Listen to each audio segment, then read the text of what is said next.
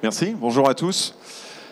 Alors, on va parler effectivement de l'intelligence des données dans le cadre de la relation client. Et donc aujourd'hui, on sera deux pour vous faire cette présentation. Moi, je suis Dominique Gir, donc je dirige l'activité CRM Microsoft au sein du groupe GFI dans une entité qui est dédiée, qui s'appelle Novulis, qui existe depuis 2011 et qui est une société d'experts en gestion de la relation client. Et je suis accompagné avec mon camarade Thierry Vallot qui va également se présenter. Bonjour, moi je dirige la data science de l'Institut BVA et je connais particulièrement bien les produits de Microsoft, notamment Azure Machine Learning et Révolution qui sont leurs produits de modélisation et d'analyse de données. Alors, pour pouvoir démarrer, on va vous donner quelques éléments de contexte. On a été aussi s'intéresser sur les quelques constats, notamment sur l'explosion de la volumétrie des données. Vous en entendez assez souvent parler. Le big data, bon, maintenant, c'est plus un effet de mode, c'est devenu une réalité. On a des études plutôt sérieuses qui nous montrent que on a dépassé des volumétries qui sont devenues assez considérables. Le premier acteur qui est le mieux placé pour en parler, c'est Cisco. Hein, c'est quand même le principal opérateur de l'Internet. Et donc, effectivement, on a franchi déjà un cap sur la volumétrie des données qu'on échange sur Internet. Et c'est pas prêt de s'arrêter, puisque cette volumétrie passe sur des usages avec des informations qui sont déstructurées, avec des images, avec des posts, des tweets. Et puis, on a à chaque fois, on se rend compte que cette volumétrie, on a fabriqué quasiment en une année la quasi-totalité des données digitales, d'informations digitales qui peut exister dans le monde. Et pour vous donner un ordre de grandeur, aujourd'hui, on a un peu plus de 15 milliards de machines qui sont connectées. Alors, les machines connectées, ça peut aller des téléphones et des PC, mais c'est aussi les robots, c'est aussi les capteurs dans les entreprises. Donc, il y a des usages, et on va le voir un petit peu plus loin, qui sont assez intéressants par rapport à ça. Mais les prévisions, les prédictions, c'est que d'ici 2020, ce nombre va doubler. Donc, on va se retrouver avec une volumétrie encore plus importante d'objets connectés, d'objets communicants. Alors évidemment, il y a aussi les réseaux sociaux avec 467 millions d'utilisateurs, 106 millions de visites uniques, 3 millions d'utilisateurs qui partagent du contenu chaque semaine, 6 millions de photos, je crois, déposées chaque jour, et puis évidemment 700 millions de chatons, de photos de chats. Donc évidemment, il faut dans ces données tirer les bonnes données des mauvaises données, et les photos de chats, évidemment, souvent ça bruite. Même si j'adore les chats. Donc il y a quand même ça aussi dans l'éclatement volumétrique des données. Il y a aussi beaucoup de données qui ne servent pas à grand-chose et qu'il faut traiter et séparer des données utiles. Et j'ai mis un beau chaton pour expliquer ces photos de chats. Alors effectivement, point intéressant par rapport à un réseau social comme LinkedIn, où vous avez les statistiques qui sont affichées ici, c'est qu'on voit aussi la quantité considérable d'informations qui sont utiles, puisque aujourd'hui, plus personne ne peut se passer de ce type d'outils pour être capable d'engager une relation avec des prospects ou avec des clients, ou de savoir avec qui on va travailler. Il y a aussi un point important, c'est la messagerie électronique, qui a pas mal évolué. Oui, alors avec effectivement énormément de 6 milliards d'utilisateurs de messages électroniques. Alors évidemment, des messages électroniques, on en reçoit énormément chaque jour. Ça explose, 1,4 milliard d'envois. Donc effectivement, on va voir que en moyenne, un Français reçoit 39 mails chaque jour. Alors là-dedans, il y a des mails qui sont ouverts. Et on sait que le taux d'ouverture des mails a quand même pas mal chuté ces dernières années. Donc il va falloir pouvoir effectivement rajouter de l'intelligence pour mieux cibler, rajouter des choses qui vont permettre d'aller continuer à utiliser l'email. Mais là aussi, on a une explosion de données. Alors ce qu'il faut savoir, c'est que la tendance n'est pas près de s'arrêter. C'est-à-dire qu'aujourd'hui, ça reste un canal conversationnel qui est majoritairement utilisé, le courrier électronique. Et bien entendu, il y a des impacts. C'est que aujourd'hui, on se rend compte que la majorité des gens, et la majorité d'entre nous, parce que je me mets aussi dedans, finalement, on passe plus de temps à trier l'information qu'on reçoit que finalement de bien l'exploiter. Et on sait, il y a des études assez sérieuses, notamment par les fournisseurs de bases de données. Je peux en citer un, par exemple, comme Nomination. On se rend compte que le fait de pouvoir engager dans une relation commerciale un contact avec un email à froid a quasiment aucune chance d'aboutir. Aucune. Donc c'est vrai qu'aujourd'hui, on va plutôt privilégier le réseau, la partie introduction pour que ce soit un contact chaud. Mais l'email reste encore fortement utilisé et encore on écarte la partie spam. Donc aujourd'hui, il y a quand même un usage qui fait que la productivité est impactée. Et on est censé avoir eu un progrès avec la messagerie électronique, mais on se rend compte aujourd'hui, on atteint les effets pervers de ces usages, puisque finalement, ça devient parfois presque contre-productif. Et puis on va avoir un phénomène qui est bien connu, hein, Donc effectivement, toute cette information va créer un phénomène qui s'appelle l'info-obésité. On le vit tous au quotidien, on est abreuvé d'informations et on a quand même une possibilité de percevoir qu'une partie de cette information. Donc tout l'enjeu va être d'optimiser le ciblage, de donner des messages plus percutants, de mettre de l'intelligence artificielle, mais de l'intelligence derrière, qui va permettre de faire que l'écosystème va perdurer et qu'on pourra continuer à envoyer des emails et continuer à envoyer des messages en préservant finalement l'attention des gens qui les reçoivent. Donc tout l'enjeu, ça va être ça, et c'est un peu l'enjeu de notre présentation en fait. Alors par rapport à ce constat, je pense que la plupart d'entre vous sont assez au fait de tout ça. C'est pas nouveau, mais il y a quand même heureusement des innovations technologiques qui sont intéressantes et dont on peut tirer parti. L'idée, c'est d'en partager quand même quelques-unes avec vous. Et là, je vais m'appuyer aussi sur des éléments qu'on a pu relever dans les faiseurs de tendance et les cabinets de conseil. Il y a une étude d'IDC qui montre que certaines innovations vont impacter fortement les DSI dès cette année, en fait. Et parmi ces innovations, il y en a quelques-unes qu'on a trouvées intéressantes d'extrapoler avec vous aujourd'hui.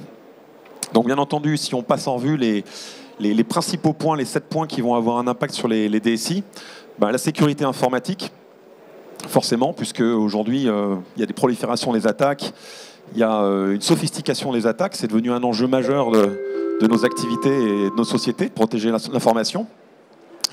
Vous allez avoir également tout ce qui touche autour de la réalité augmentée, où là vous avez des technologies intéressantes, notamment Microsoft avait lancé une technologie il y a quelques années qui est le casque HoloLens, qui permet de faire de la représentation en 3 dimensions. Et étonnamment, on pourrait s'attendre à ce que ça marche dans l'industrie du jeu vidéo, mais ça marche plutôt bien dans la partie industrie tout court, pour des usages dans le domaine industriel. Il y a la robotique aussi qui va prendre une part importante, et puis ce qu'on appelle l'open data, puisqu'aujourd'hui c'est une source, c'est une manne d'informations qui mérite quand même d'être exploitée, d'être utilisée. Et souvent les sociétés étaient un petit peu centrées sur elles-mêmes quand il s'agissait d'exploiter de l'information. Et l'avènement en fait de l'open data, des données ouvertes qui sont des données gouvernementales ou des données qui sont mises à disposition par des acteurs de marché, vont permettre justement de pouvoir intégrer cette dimension dans l'analyse et dans la statistique. Mais nous, celles qui vont nous intéresser en particulier, c'est 3 d'entre elles, c'est le big data et les analytics. Aujourd'hui, ça va souvent de pair. L'explosion de la volumétrie des données fait aussi de voir comment on peut facilement exploiter cette donnée, comment on peut prendre une décision rapidement avec une volumétrie qui explose. Je ne vais pas vous faire une thématique sur les 4V, je pense que vous en avez déjà entendu parler. L'Internet des objets, ce qu'on appelle l'IoT. Alors l'idée, c'est de vous montrer aussi ce qu'on peut faire avec, de manière très opérationnelle dès aujourd'hui avec l'Internet des objets. Et puis vous avez tout ce qui va toucher autour de des systèmes cognitifs. Et donc là, Microsoft a su tirer parti de pas mal de fonctionnalités. Alors, on n'aurait pas le temps de parler de toutes ces innovations technologiques, donc on en a ciblé quelques-unes qui peuvent être intéressantes et de vous montrer ce qu'on peut faire. Donc on va peut-être commencer déjà sur la partie machine learning que tu connais bien, Thierry, pour expliquer cette partie-là. Donc évidemment, quand on a des données, on peut mettre là-dessus des algorithmes d'analyse statistique de plus en plus puissants, de data mining, de machine learning. Donc évidemment, c'est la seule façon finalement de tirer parti de ces données parce qu'elles sont tellement volumineuses que si on n'a pas des algorithmes puissants pour les analyser, on n'y parvient pas. La Microsoft a mis au point, donc à plusieurs offres, mais à une offre tout à fait intéressante qui s'appelle Azure Machine Learning, qui est une interface Windows extrêmement conviviale qui permet à des utilisateurs métiers de faire du machine learning en déplaçant des objets. Donc il n'y a pas de codification, il n'y a pas de R, il n'y a pas de Python. Mais si on veut rajouter du code, on peut. Et cette technologie est complétée d'autres technologies qui sont par exemple des technologies, une fois que le modèle aura appris, on est capable de l'encapsuler dans un bot ou dans une solution et automatiquement il restituera la meilleure solution à prendre, les clients à cibler. Donc après ça s'automatise. Donc ça, évidemment, c'est la réponse analytique finalement à l'explosion de la donnée. Et c'est une des réponses parce qu'évidemment, cette info-obésité oblige quand même à faire quelque chose des données qu'on collecte. Et donc ces outils de machine learning et data mining permettent de faire cela aujourd'hui, et avec des interfaces de plus en plus conviviales, dans des modes SaaS de plus en plus accessibles, à des coûts de plus en plus accessibles, de plus en plus bas. Alors, ce qui est intéressant, c'est qu'avec Thierry, donc, et le département que Thierry dirige de BVA de Data Science, on a eu quelques cas intéressants sur le machine learning, c'est-à-dire qu'on a déjà su tirer parti de ces technologies dans le domaine de la relation client.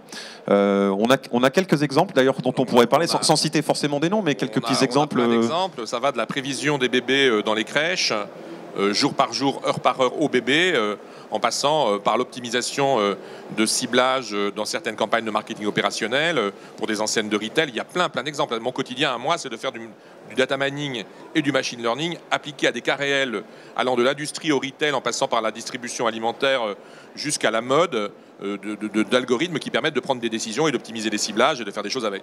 Voilà. Donc on a plein d'exemples qu'on pourrait vous évoquer évidemment par la suite. Alors un qui est intéressant, sur lequel on a eu l'occasion de travailler avec Thierry, c'est une société, un constructeur immobilier qui s'était évalué l'impact de son SAV en fonction des donneurs d'ordre avec qui il travaille, de la typologie du logement, de la localisation du logement, des matériaux qu'ils allaient utiliser. Et donc l'idée, c'est de travailler sur la volumétrie d'une quarantaine de sources d'informations, plusieurs départements, le département de la qualité, la partie les études, le SAV, pour arriver à modéliser justement des chantiers à risque, et donc de prévoir une provision plus importante dans l'offre qui va être remise aux clients pour pouvoir assurer la garantie derrière, donc décennale en particulier. La question exacte, c'était est-ce qu'on peut prédire dès le début des travaux, lorsque le chantier va être fini, des malfaçons récurrentes qui vont nécessiter ensuite beaucoup d'entretien? Et si on peut le prédire, est-ce qu'on peut le prévenir? C'était ça la question en fait. Et on peut. Alors, autre cas d'usage. Alors, vous avez vu que ça, c'est un point qui est super à la mode. Hein, parce que j'ai vu, avant qu'on prépare cette présentation, j'ai vu qu'il y avait au moins 5 ou 6 sessions qui parlaient du chatbot. Alors, l'idée, c'est peut-être de vous montrer une illustration de ce qu'on peut faire avec du chatbot. Nous, on l'a expérimenté en fait aujourd'hui. Pour être franc, on ne l'a pas encore mis en production. On expérimente ça avec des clients, parce qu'on a un lab en fait, dont c'est le métier. Et aujourd'hui, notre idée, c'était de voir justement comment on pouvait faire communiquer un robot avec une application de chat. Là, en l'occurrence, une application de chat sur téléphone mobile. Et donc, le principe est simple, c'est que vous avez aujourd'hui des technologies que Microsoft fournit, notamment deux. Il y a un bot framework qui permet d'avoir un environnement de développement qui est plutôt à destination des développeurs et qui va permettre de construire un système d'apprentissage et d'auto-apprentissage. Et vous avez également chez Microsoft une plateforme qui s'appelle LUIS, L-U-I-S, qui est un système qui permet de faire de la reconnaissance de langage. Et quand vous couplez les deux, vous êtes capable de pouvoir développer un système intelligent qui peut avoir un dialogue avec un client. Alors, on peut faire des dialogues qui peuvent être assez sophistiqués. Ça peut être de la commande de pizza, ça peut être de la réservation de voyage, ça peut être de la recommandation. Et les scénarios en fait, qui sont intéressants, c'est justement à partir du moment où quelque part ce robot peut prendre des interactions qui vont être assez chronophages pour votre service client, ou alors qui vont peut-être nécessiter de la bande passante que vous n'avez pas. Et donc l'idée, c'est de pouvoir déléguer justement à cette intelligence artificielle la capacité de pouvoir répondre à des questions qui peuvent être des questions récurrentes, et de mettre en place des principes d'escalade qui vont faire que dès que la conversation ne devient plus compréhensible ou audible pour le robot, elle puisse être escaladée à un humain, donc de pouvoir l'affecter à un agent. Mais dans les deux cas de figure, que l'information qui va être partagée avec le client soit, elle, stockée dans le CRM. Alors j'aurai l'occasion de vous expliquer après ce que fait le CRM de Microsoft, de vous montrer les grandes briques de CRM, donc l'offre qui s'appelle Dynamics 365. Mais aujourd'hui, nous, on a déjà mis en place ce type de solution. On a expérimenté ce type de solution où finalement le robot peut interroger des informations sur le client en allant les prendre dans le CRM, mais il est capable d'enregistrer aussi, par exemple, un incident, une réclamation. Il peut enregistrer une opportunité d'affaires. Il peut enrichir des informations du client sans passer par une interface humaine. Et on peut y trouver des avantages, notamment pour étendre les capacités d'un service ou optimiser la relation client, l'expérience client. Alors, dans le domaine industriel, il y a aussi un usage qui est intéressant, c'est qu'on a de plus en plus de machines connectées. Moi, j'ai rencontré des fabricants dans les derniers mois, et on se rend compte même en France, il y a un vivier d'innovation. Vous avez par exemple une société qui fabrique des radiateurs. Vous avez maintenant des radiateurs qui sont connectés à votre Wi-Fi. Et ces radiateurs sont capables de détecter s'il y a une fenêtre ouverte. Ils sont capables d'aller chercher les infos météo pour savoir comment ils doivent s'ajuster. Donc ils commencent à avoir de l'intelligence. Mais dans le domaine industriel, il y a un enjeu, c'est que les machines sont elles aussi connectées dans l'usine ou sur des sites. Si vous regardez par exemple chez Microsoft, il y a une expérience qui est vraiment intéressante avec un fabricant d'ascenseurs qui s'appelle ThyssenKrupp. Si vous tapez ThyssenKrupp Microsoft dans Google, vous allez voir plein de vidéos, et notamment une où on voit en fait que les ascenseurs sont connectés en temps réel sur une plateforme centralisée, et ils sont capables de faire ce qu'on appelle de la maintenance prédictive. C'est-à-dire que quand vous avez un contrat de service pour la maintenance des ascenseurs, ben, les agents normalement vont venir à une certaine régularité. Ils vont venir tous les 4 mois ou tous les 6 mois pour faire les périodicités d'entretien. Là, l'enjeu, c'est faire ce qu'on appelle du field service connecté. Ça veut dire que c'est la machine qui va remonter un certain nombre d'indicateurs, et l'algorithmique qui va être derrière va permettre finalement de détecter qu'il y a une panne potentielle qui peut arriver peut-être avant l'intervention qui est prévue. Et donc à ce moment-là, de déclencher une intervention préventive plutôt qu'une intervention programmée. Et ça, c'est un vrai enjeu pour les sociétés qui font du service et de la maintenance de parcs. Mais on a aussi des usages dans la santé. Je crois, Thierry, tu avais un exemple. Je vais vous donner 2 exemples. Donc là, il y a un exemple. Moi, j'ai travaillé sur des patients sur des gens qui avaient, pour détecter l'infarctus. Donc on mettait un connecteur pour détecter l'infarctus sur des patients. Et il y a des patients qui étaient identifiés comme ayant déjà des risques d'infarctus élevés, et d'autres pas. Mon modèle sur les gens qui n'ont pas d'infarctus, pour détecter un infarctus, il était mauvais. J'arrive à détecter 7 à 12% à peine des complications cardiaques des personnes quand je ne sais pas qu'elles ont un problème avant. Mais par contre, sur les gens qui étaient identifiés à risque, qui avaient déjà eu des problèmes cardiaques, j'arrivais à identifier près de 92% finalement du symptôme qui s'apparentait à un infarctus. Donc évidemment, alors le problème, c'était des objets qui n'étaient pas toujours portés par les gens, et que souvent ils ne les portaient pas sur eux-mêmes. Mais aussi, la personne portait régulièrement son objet et qu'elle est détectée à risque, ben, j'arriverais peut-être à sauver peut-être 9 vies sur 10 de gens qui ont effectivement aujourd'hui un problème cardiaque identifié. Donc ça vaut vraiment le coup. J'ai fait un autre travail là récemment, bon, je ne peux pas trop dire les résultats, mais j'ai fait un travail pour détecter, si vous voulez, s'il y avait une montée aux urgences pour les maladies respiratoires quand Air Paris détecte des pics de pollution. Je ne vous donnerai pas les résultats, mais je peux vous dire que ça vaut le coup de les détecter, si vous voulez. Donc voilà, tout un tas d'usages comme ça qui permettent... Alors là, l'idée, c'était, pour ce second cas, l'idée, c'est de rationaliser finalement les places aux urgences, parce qu'évidemment, il va y avoir un pic de certains publics dans les urgences, donc c'est surtout des très jeunes enfants et des personnes âgées. Comment éviter finalement, en prédisant mieux les pics de pollution, comment mieux réguler le trafic en fait. C'est ça l'objet de ça, et ça marche hyper bien. On arrive à bien prédire et à bien réguler le trafic, et ça peut permettre de faire des économies tout à fait intéressantes, justement dans le service hospitalier, et d'optimiser mieux les ressources. Donc ça, c'est 2 petits exemples de cas précis de machine learning dans la santé. En maintenance prédictive, j'en ai plein. Ça va de la détection des pannes dans des véhicules électriques, en passant par l'usure de pièces dans des éoliennes. On a aujourd'hui plein d'exemples qui montrent qu'effectivement, si on a les bons capteurs et qu'on a les bonnes données bien au bon moment, on arrive aujourd'hui à faire de la maintenance prédictive et de la santé prédictive extrêmement précise. Après, il y a des problèmes éthiques sur la santé qui sont d'autres problèmes auxquels il faudra résoudre par la suite. Alors maintenant, l'idée, c'est que par rapport à ces innovations, de voir finalement comment ça peut se concrétiser dans le cadre de la relation client. Donc c'est là où on va mettre quelque part en lumière la partie CRM. Alors pour ceux qui ne connaissent pas l'offre de Microsoft, je vous montre cette slide qui est très synthétique, mais qui présente bien ce que couvre aujourd'hui Microsoft. Donc l'offre de Microsoft s'appelle Dynamics 365. Aujourd'hui, elle couvre un périmètre qui va à la fois dans le domaine de l'ERP, donc tout ce qui va concerner la finance, les opérations, et également dans le domaine de la relation client.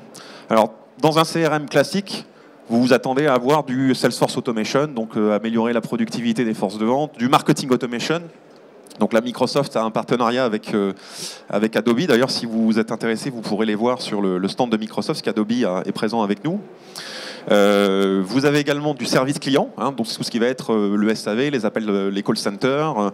Mais vous avez également d'autres briques qui sont du CRM étendu, avec le field service dont je parlais tout à l'heure, donc les agents de maintenance, la gestion de maintenance assistée par ordinateur, qui est intégrée maintenant au CRM, puisque ça fait partie de la relation client.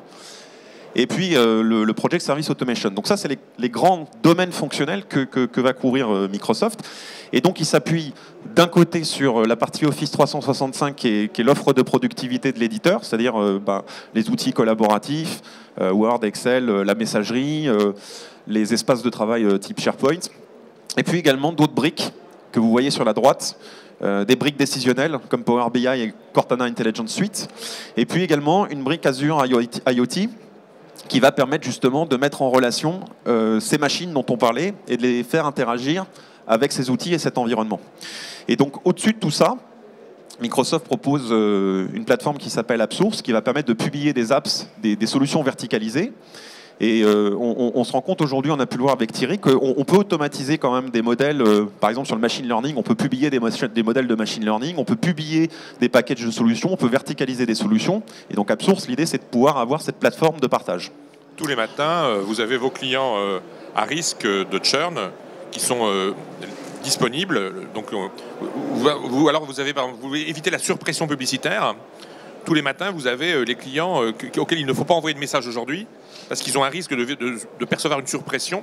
Et vous pouvez les isoler de votre campagne justement pour continuer à adresser des messages aux autres. Et ça tourne automatiquement dans la solution. Et dans Dynamics, vous retrouvez automatiquement vos cibles qui ont été précalculées dans Adobe Dynamics dans la nuit, quoi. Donc c'est un CRM auto-apprenant en temps réel. Voilà. Alors justement, par rapport à l'auto-apprentissage, moi ce que j'aimerais vous montrer, c'est... Microsoft, en fait, ça date pas d'hier, la mise en place de l'intelligence artificielle dans le CRM. Ce que vous voyez sur cet écran, c'est les différentes applications, les domaines applicatifs que je viens de présenter. Et vous avez une année de lancement et un algorithme d'intelligence artificielle que Microsoft a mis en place. Alors l'idée, et pourquoi en fait il y a cette tendance, c'est qu'on se rend compte aujourd'hui que des applications comme des applications de relations clients comme un CRM, fondamentalement, c'est des applications qui sont assez bêtes. C'est-à-dire qu'on demande quand même beaucoup d'intelligence à l'utilisateur et on lui demande quand même de faire de l'effort.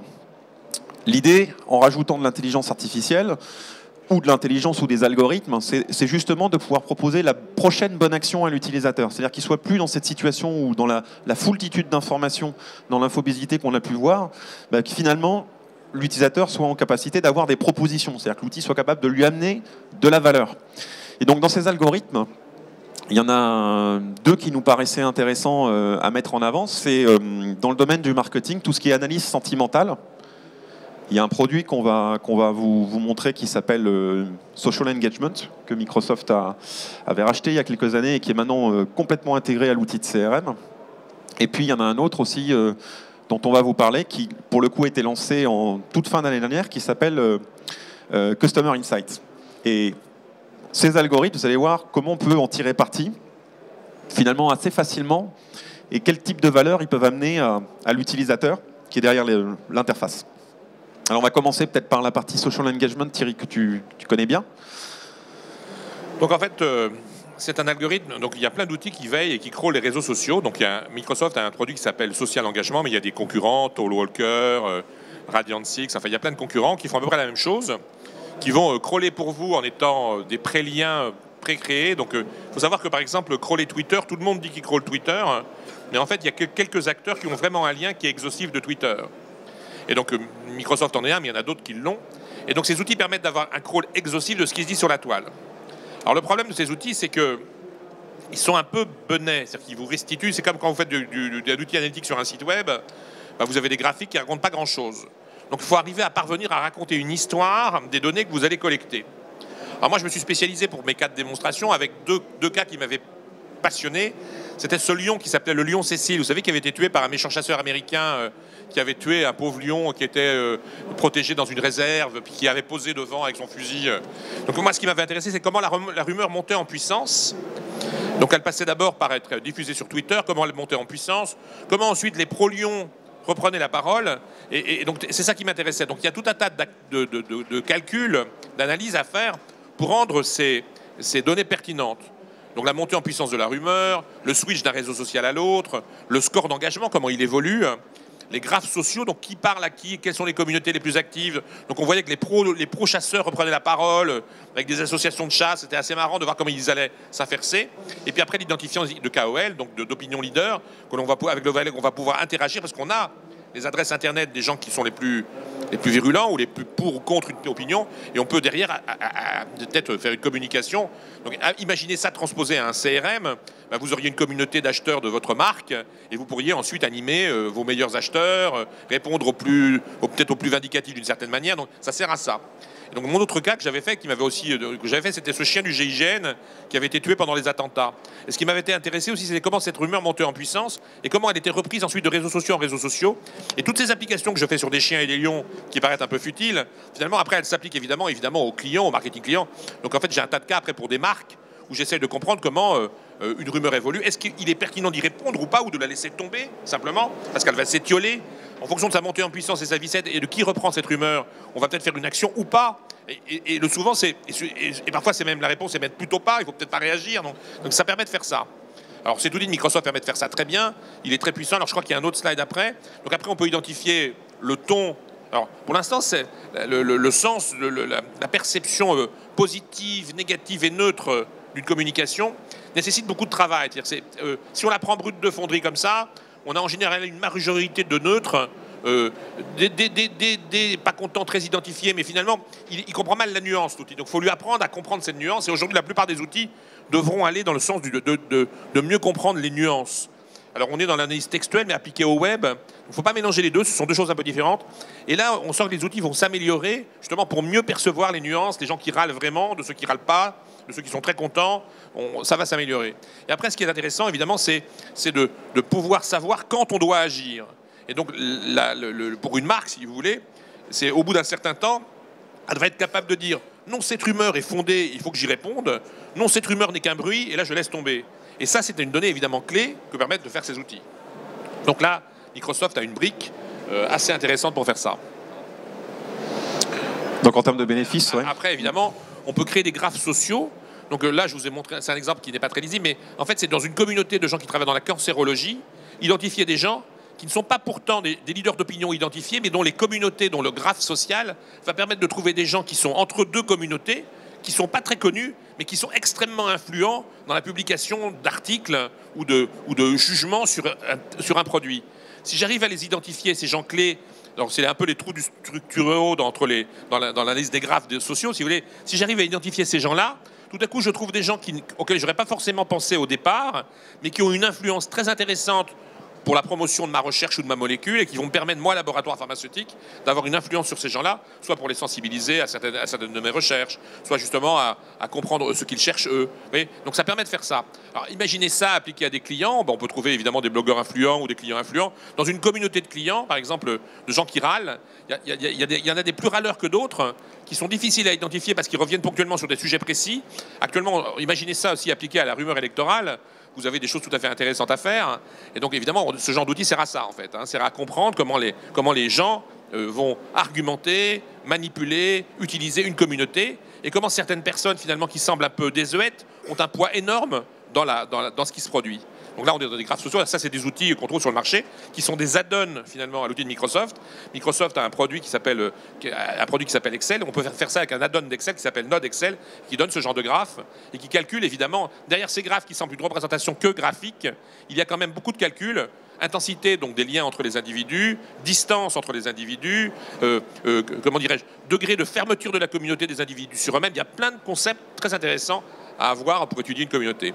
Alors vous imaginez si vous travaillez dans l'industrie pharmaceutique, je ne sais pas s'il y en a certains qui travaillent dans l'industrie pharmaceutique dans cette salle, mais quand vous envoyez aux forces de vente, et sachant que la tendance c'est quand même de réduire le nombre de visiteurs médicaux, quand vous envoyez aux forces de vente pour aller faire la promotion de vos médicaments, vous allez plutôt avoir tendance à reposer sur ce type d'analyse qui va être couplé à un usage CRM pour justement les rendre plus efficaces, parce qu'en envoyant un leader d'opinion, ils vont pouvoir démultiplier l'effet de frappe que d'aller voir les prescripteurs un peu plus généralistes et là qui nécessitent beaucoup plus d'efforts.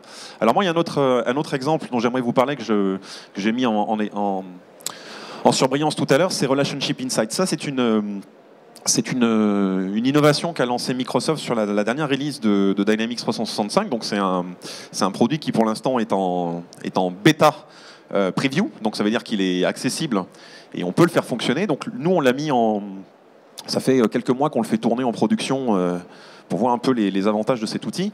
Et je dois dire que c'est quand même assez intéressant puisque c'est un outil qui, en fait, pour vous expliquer le concept, la messagerie va être couplée avec le CRM. Donc ça veut dire que le CRM analyse en permanence votre messagerie. Et comme on vous l'expliquait tout à l'heure, la tendance de la messagerie est juste d'exploser.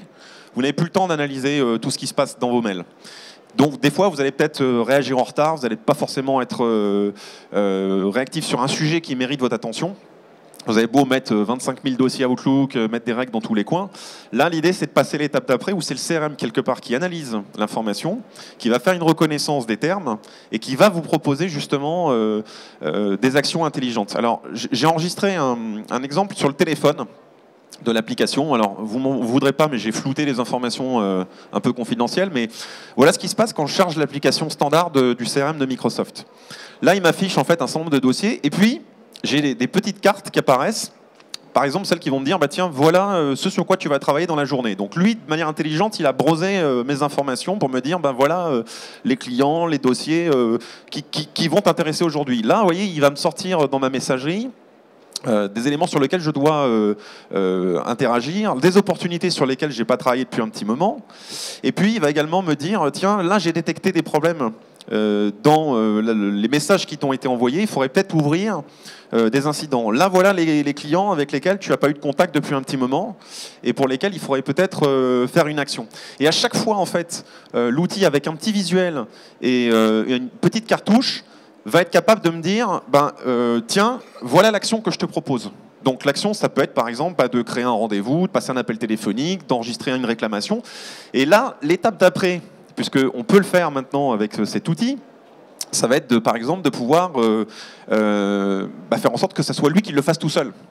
C'est-à-dire que la première fois, je vais lui apprendre, et les fois suivantes, il va le faire tout seul. Donc il va se dire, ok, je comprends que quand j'ai tel concurrent qui est mentionné dans ton email, quand tu travailles sur cette opportunité, il faut que je le rajoute dans la liste des concurrents. Comme ça apparaît de manière automatique.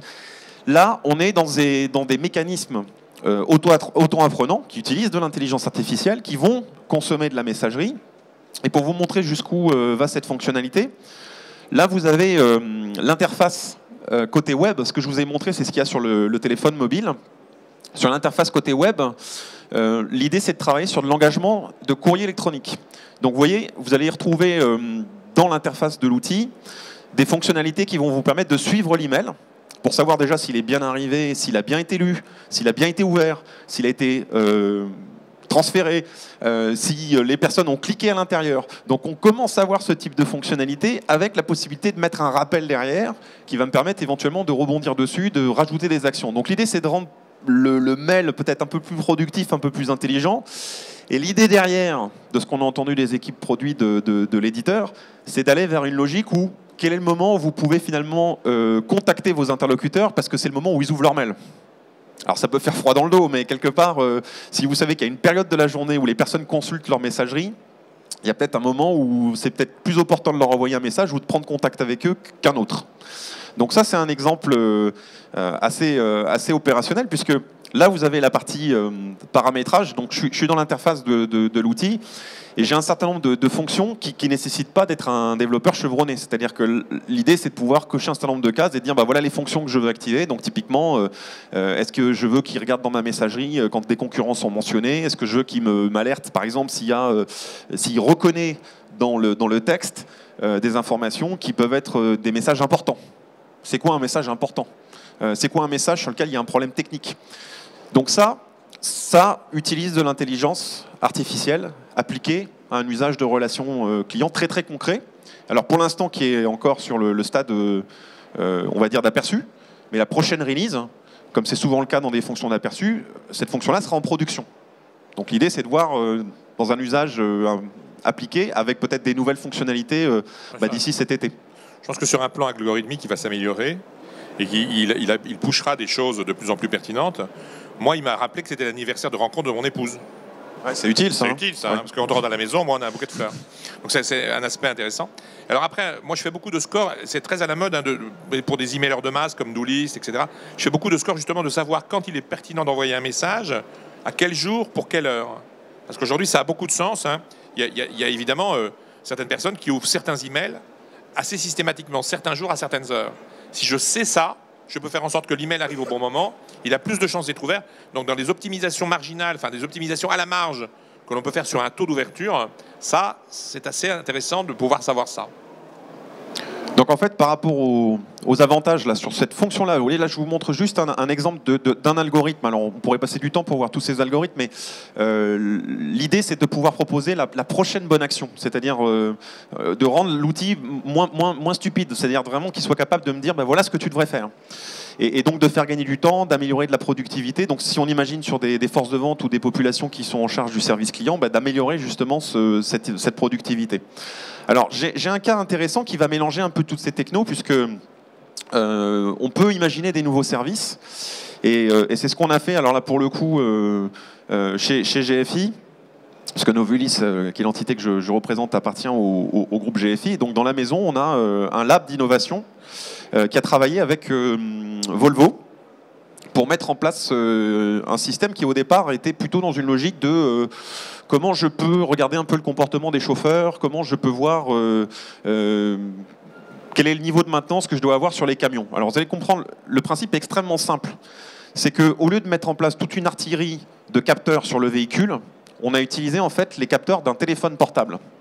Et donc, sur des smartphones récents, vous avez plein de capteurs. Vous avez l'accéléromètre, vous avez le gyroscope, vous avez la position GPS.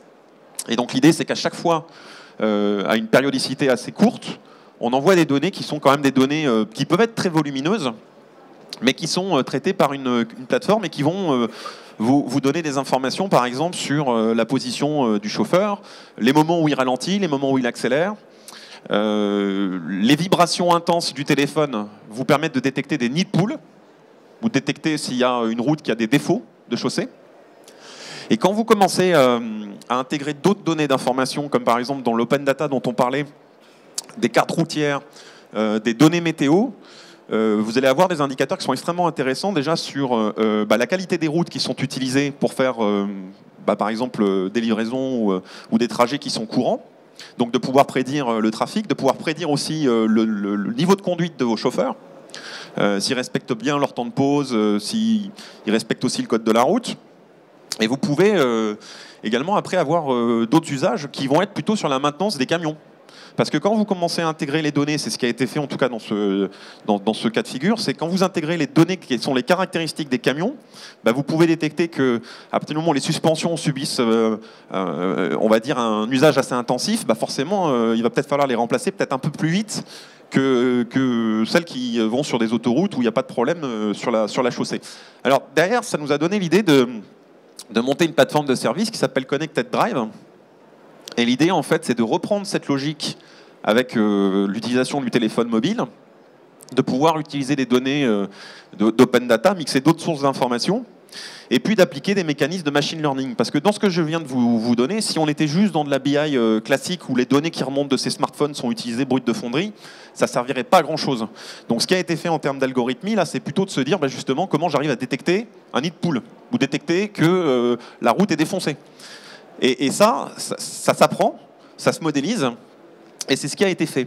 Et ça peut donner en fait beaucoup d'idées sur la manière dont ces informations peuvent être exploitées et les services qu'on peut proposer derrière. Que ça peut être, alors bien entendu, on peut penser à la prévention routière, on peut penser aux problématiques, quelles sont les zones accidentogènes pour optimiser le parcours, ou les zones qui sont plutôt problématiques en termes de trajet. On peut penser à l'amélioration du service client qui va découler de tout ça. Et donc là, on va pouvoir faire cette relation avec les informations du CRM.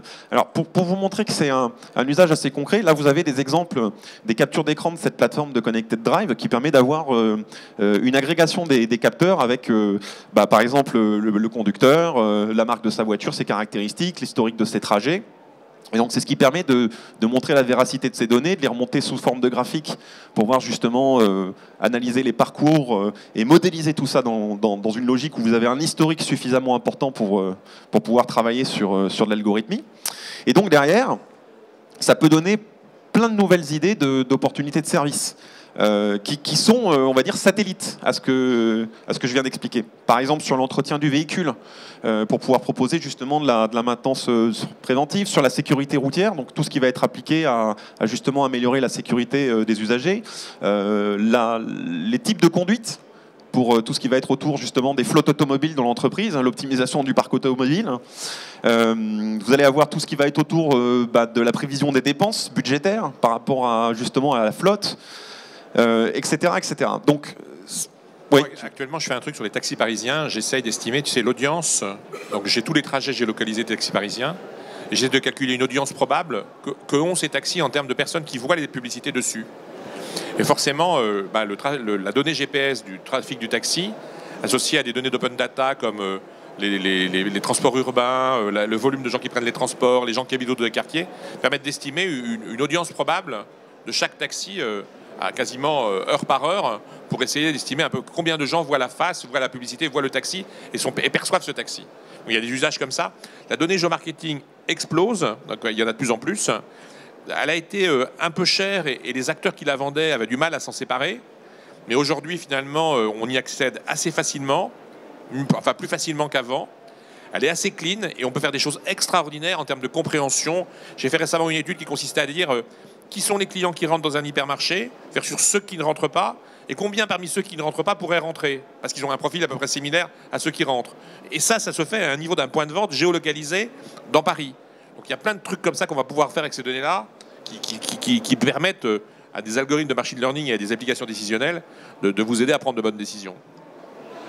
Alors, on a fini sur cette présentation. Alors, effectivement, on pourra en parler longtemps parce qu'il y a quand même beaucoup de sujets qui tournent autour de ça. Mais l'idée, vous l'avez compris, c'est dans la foultitude d'informations.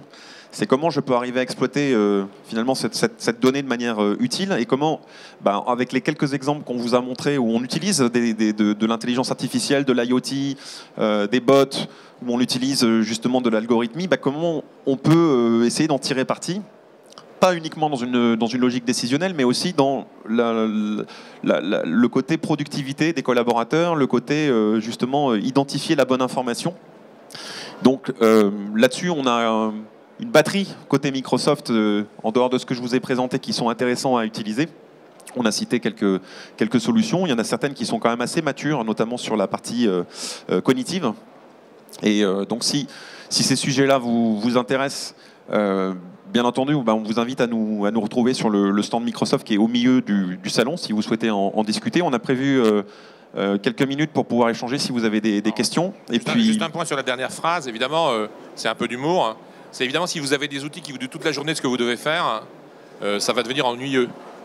Et donc effectivement, il va falloir rajouter un peu de sérendipité dans ces outils. Si ces outils sont suffisamment intelligents pour vous comprendre, et au bout d'un certain temps, ils comprendront que à trop vous dire des choses à faire, ça vous gonfle, et ils arrêteront de vous dire des choses à faire. Vous voyez ce que je veux dire? Donc, il faut qu'on arrive à créer comme ça des algorithmes qui vont permettre, dans la durée, de vous proposer la bonne information sans pour autant vous saouler de l'information qu'ils vous proposent. Et c'est ce qu'on va essayer de chercher. Pour qu'il y ait une durée, pour qu'il y ait une pérennité finalement de l'intelligence artificielle, il faut qu'on arrive à faire ça. Sinon, on arrivera à un surusage, et c'est ce qu'il faut évidemment éviter. Oui, je suis d'accord. Alors, merci pour votre participation. Je ne sais pas si certains d'entre vous ont des questions, mais voilà, n'hésitez pas.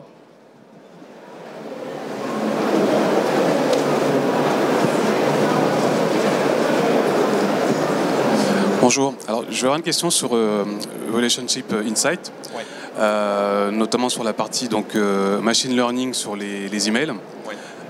Est-ce que vous ne pensez pas que c'est un peu dangereux pour les marketeurs dont je fais partie, notamment sur l'identification des mails pour des sollicitations commerciales ou des invitations, des choses comme ça, parce que forcément, à un moment donné, on va pouvoir filtrer un message qui vient pour solliciter la personne. On n'avait déjà pas des très bons taux d'ouverture de mails. Si à un moment donné, on est capable d'identifier un mail en disant voilà, attention, sollicitation, là, on va peut-être descendre à des taux de 0 tout simplement. Effectivement, c'est une bonne question. Et Alors aujourd'hui, c'est vrai que la difficulté quand vous faites des campagnes marketing, l'enjeu c'est la délivrabilité, hein, on est d'accord. Donc la majorité des outils du marché sont capables aujourd'hui de vous dire déjà est-ce que la personne a ouvert le mail, est-ce qu'elle a cliqué sur le lien, etc. etc. Bon, là quelque part ça rejoint un peu ces concepts-là. Et effectivement, je suis d'accord avec vous, c'est le niveau de pression que vous mettez sur le marketing peut devenir à un moment donné contre-productif. C'est-à-dire qu'effectivement, plus vous sursollicitez, plus vous agacez quelque part votre client, que ce soit en B2B ou en B2C. Alors l'idée ici, c'est pas d'en avoir un usage permanent. C'est d'en avoir un usage qui peut être ciblé. Alors je m'explique. Ce module aujourd'hui de Relationship Insight, il analyse avant tout ce que vous recevez. D'accord? Donc c'est plutôt dans une logique de digérer l'information pour pouvoir vous proposer une action. Ce que je vous ai montré tout à l'heure, c'est quand vous envoyez un message, mais vous n'êtes pas obligé de l'appliquer sur tous les messages. D'accord? L'idée, c'est plutôt de se dire, voilà, s'il y a des messages importants, j'ai n'importe quoi, c'est une proposition commerciale, il y a un enjeu derrière, etc. Donc vous avez besoin de suivre ce mail-là en particulier, parce qu'il y a des informations cruciales et vous avez besoin de suivre qu'il a bien été remis, qu'il a bien été suivi, que la personne a cliqué derrière. C'est des fonctions qui sont proposées. Ça ne va pas se substituer à une logique de campagne de marketing direct sur lesquelles vous allez envoyer en masse, de manière personnalisée ou non, un contenu qui contiendra ce type de fonctionnalité de suivi, de clic, qui va vous permettre de tracer le parcours client entre le moment où il a cliqué sur le mail, où il a été sur le landing page, etc. Vous voyez?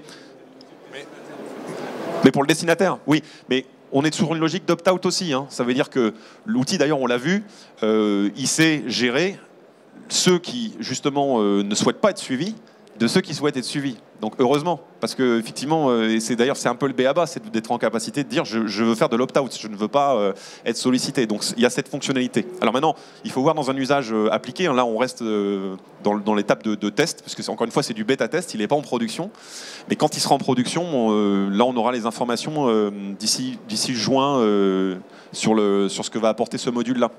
Voilà. Mais la plupart des modèles que je fais actuellement, c'est pour des emailers de masse ou pour des gens qui sont des éditeurs et qui diffusent beaucoup d'emails. C'est des modèles justement pour savoir quand ne pas envoyer un message parce que la personne s'estime sursollicitée. J'ai fait ces dernières années plus de modèles qui calculaient, qui essayaient de prédire la sursollicitation et la surexposition que de modèles qui cherchaient à savoir qui cibler mieux. Donc aujourd'hui, il y a tout un tas de modèles qui tournent qui te permettent de dire attention, ce client-là, il commence à être sursollicité. Il faut changer le canal, changer un peu la pression, changer le message. Et donc moi j'ai beaucoup de modèles comme ça qui tournent chez des emailers de masse ou des grands éditeurs qui ont tendance à envoyer beaucoup de messages et qui cherchent à éviter ça. Parce que quand tu évites ça, tu évites évidemment la plainte à l'ISP, donc tu évites le blacklistage, donc tu optimises la délivrabilité. Ça répond à votre question ou pas? Oui, d'accord.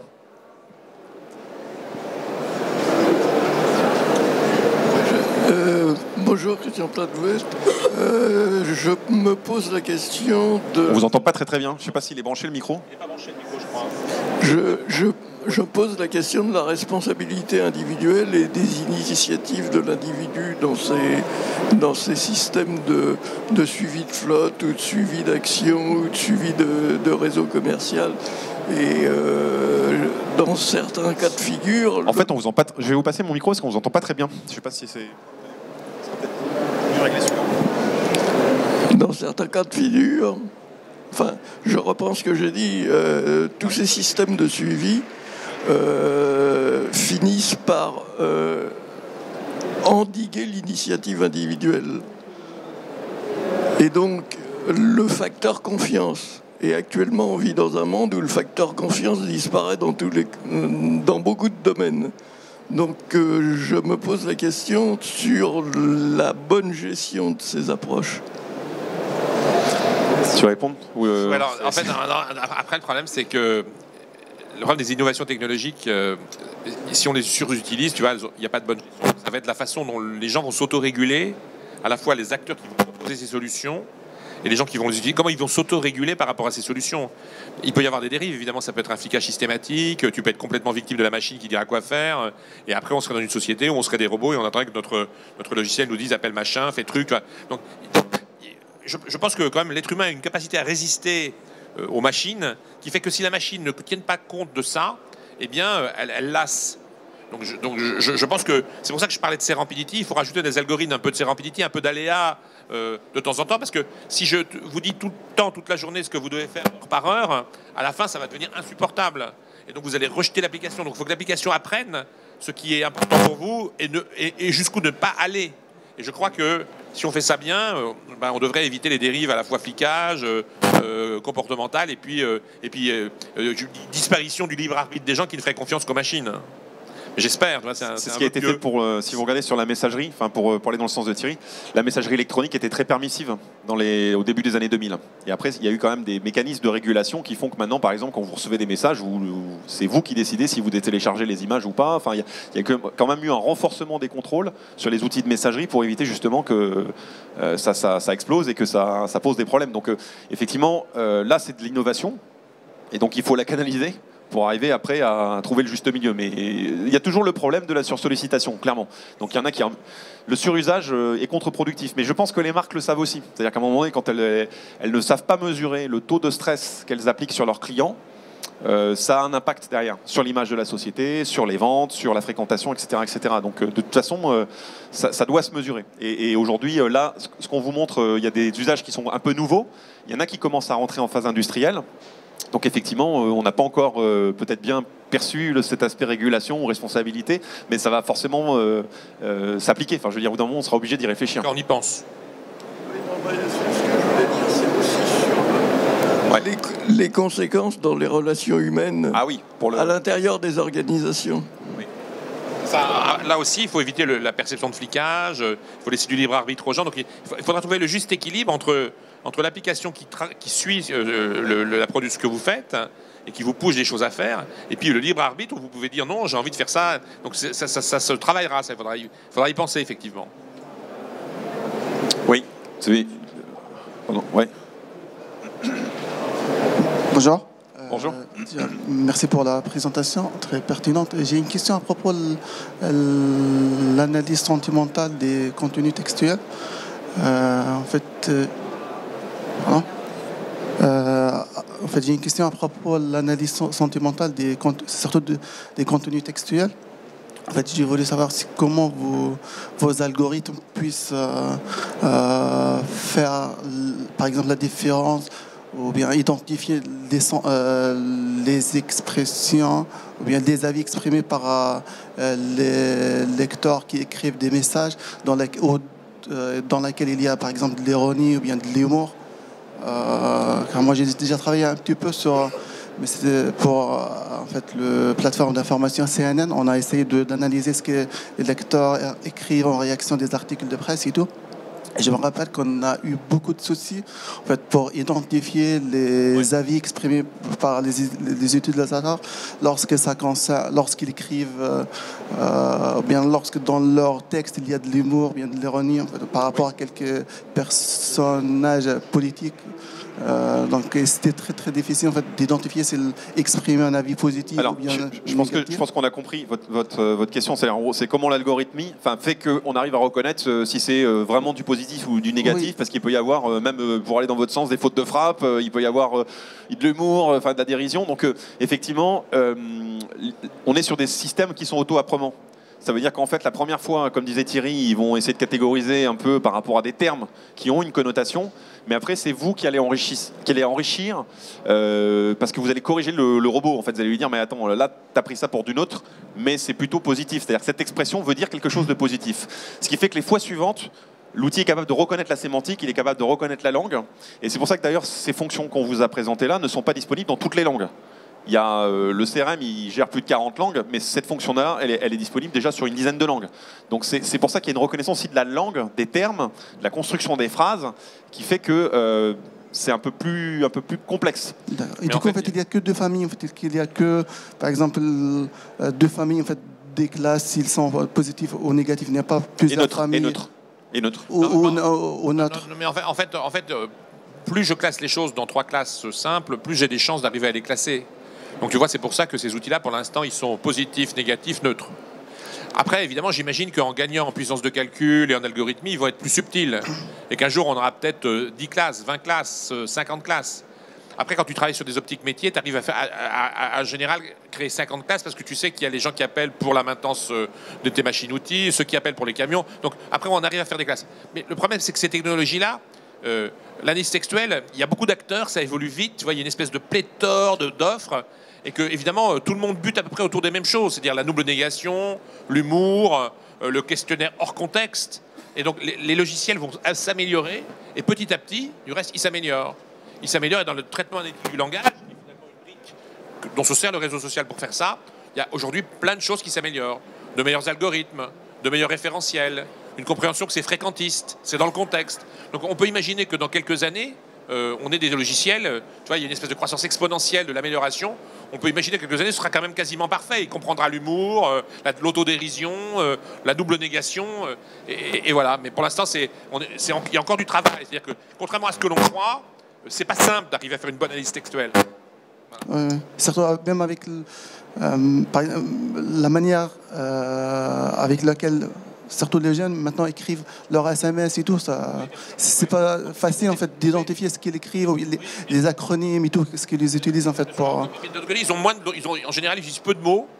Donc tu vois, dans les appréciations SMS, donc on arrive à les lire assez facilement quand même. Mais tu vois, mais ça va s'améliorer, ça va s'améliorer. Monsieur a une question. Ouais.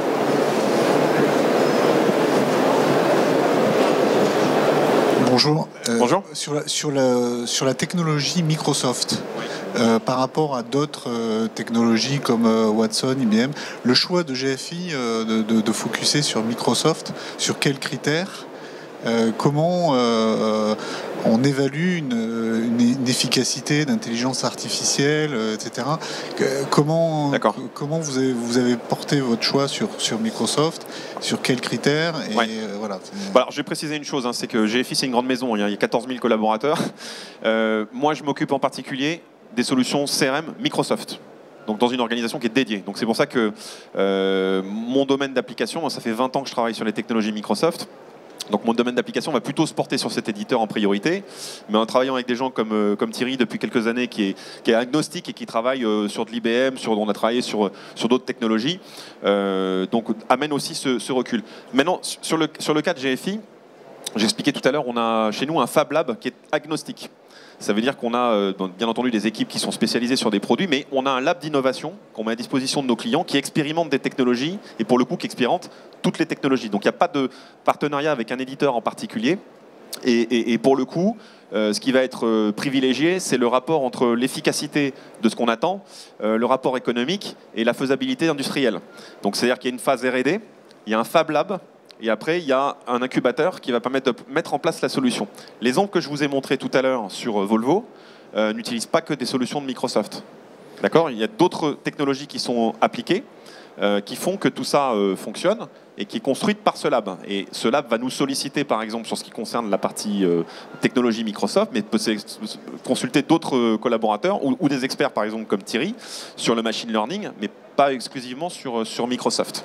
D'accord ? Et pourquoi, si je devais répondre quand même à un pourquoi Microsoft, en fait, dans les outils de Microsoft, par rapport à d'autres éditeurs comme AWS ou comme Oracle, oui c'est ça, la préhension du cluster, la préhension des outils sous Azure, et notamment Azure Machine Learning, même Révolution qui est une encapsulation de R avec une interface Windows, c'est justement cette interface objet qui la rend très accessible. Tu vois ce que je veux dire ? Et quand tu crées un cluster sur Azure, eh bien, c'est beaucoup plus facile d'arriver à ses fins que le même cluster avec AWS. Pourquoi ? Parce qu'il y a une interface objet que l'on retrouve qui ressemble un peu finalement à celle d'Office.